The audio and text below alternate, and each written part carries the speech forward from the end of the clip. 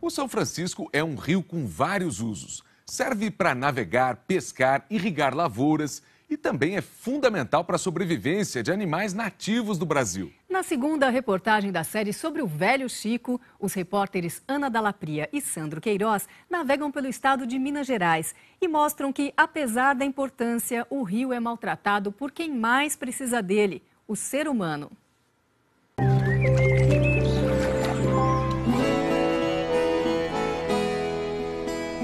São Francisco para mim é a minha vida. É a água, é o trabalho. De São Roque de Minas a Manga. O São Francisco corre por 1.200 quilômetros dentro de Minas Gerais. Nós vamos navegar por ele a partir da barragem da usina de Três Marias, trecho em que suas águas geram energia, abastecem cidades e lavouras e garantem o sustento de milhares de pessoas. Mas nos últimos 3 anos, o Velho Chico sofreu, especialmente por causa da falta de chuva no sudeste e no centro-oeste do país, onde nasce a maior parte de sua água. Em 2015, nós constatamos que 70% dos afluentes do São Francisco secaram. O dado é assustador e hoje preocupa técnicos e os gestores da água, como o Comitê da Bacia Hidrográfica do São Francisco, do qual faz parte a advogada Silvia Friedman. Infelizmente, o Rio São Francisco corre o risco de morrer.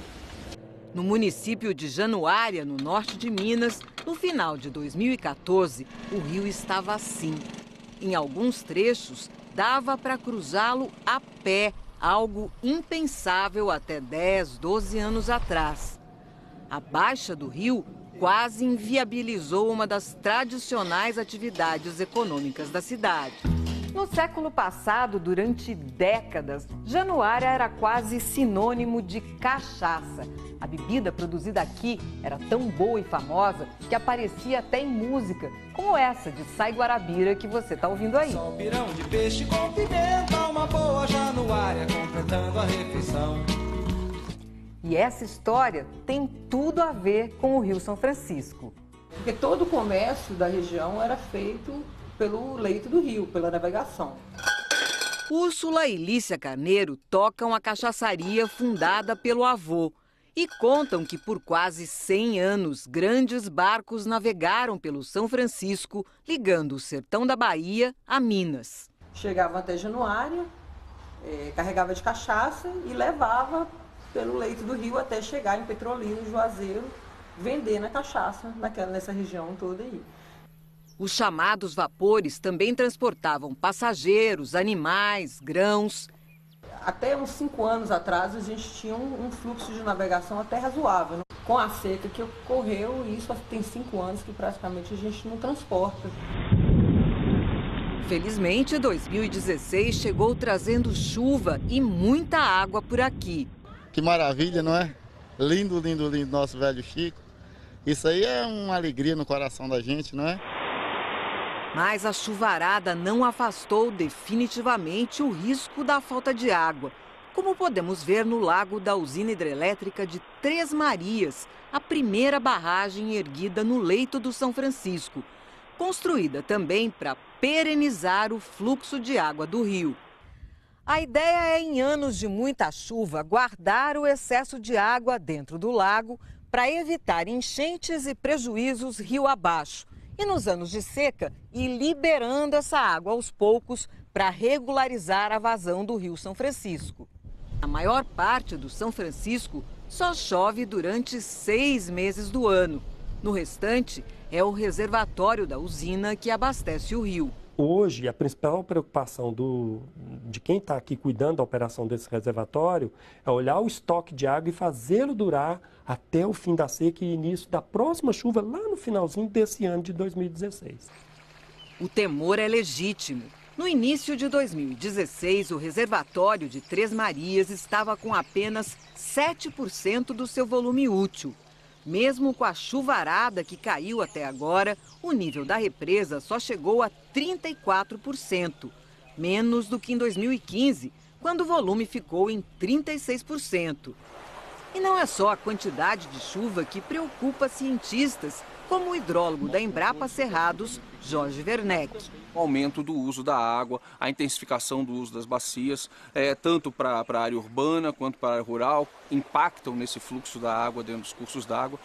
A própria construção de barragens afeta a ecologia do rio, especialmente a vida dos peixes. Isso interrompe a rota migratória desses peixes, irá impactar fortemente o repovoamento dos peixes aqui na região. O biólogo Rafael Melo explica que muitas espécies, inclusive as de maior valor econômico, como o surubim, precisam subir o rio para desovar. A construção de barragens, como a de Três Marias, interrompe o curso do São Francisco e muda as características da água. A água que vem da barragem de Três Marias ela é um pouco mais fria e isso não estimula a reprodução dos peixes. Para poder reproduzir, os peixes têm que buscar rotas alternativas, como o rio Abaeté. O dourado, o surubim, a matrinchã, as curimatás, elas sobem o rio Abaeté, que tem uma água em torno de 28 graus, e vai desovar nos sítios de desova aqui para cima no rio Abaeté. Encontrar problemas na bacia do São Francisco é fácil. Queimadas e desmatamentos estão por toda parte. Nem mesmo as veredas, formações vegetais que conservam água e abastecem os rios da região, são poupadas.